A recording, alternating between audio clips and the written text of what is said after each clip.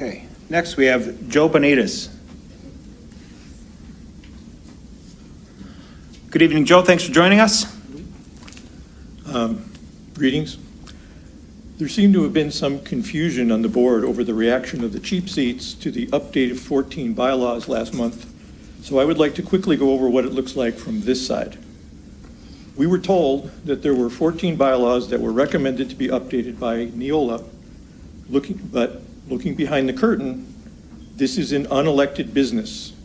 It is recommended by the Business Association of School Boards, another unelected nonprofit organization which helps synergize things across the state.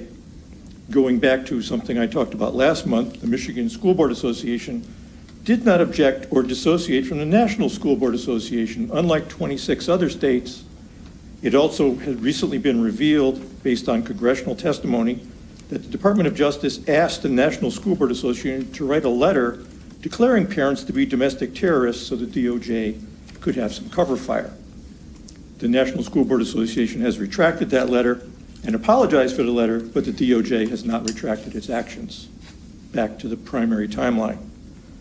After the reaction from the cheap seats during last month's meeting, Brad Blasey did agree to read off the numbers of the bylaws being changed, just the numbers. We were told that we could find out what changes were made when we looked at the minutes for the next meeting. They would be attached. On inspection of the draft minutes, there was again a listing of just the numbers on the bylaws, no attachments. On inspection of the notes from the previous study group, I would not call them minutes as they do not follow Robert's Rules of Order, there was again just the numbers, no attachments. And there was some confusion among board members as to why the public didn't just go to the study group to know the changes. Official word has been confirmed that from this building that the public is not allowed at these meetings, though there seem to have been occasional guests that are allowed to go to those meetings. When my wife came by and looked at the draft minutes and asked what about the changes that were to the bylaws, she was told by staff that she can ask at the next board meeting or file a Freedom of Information form to get that information.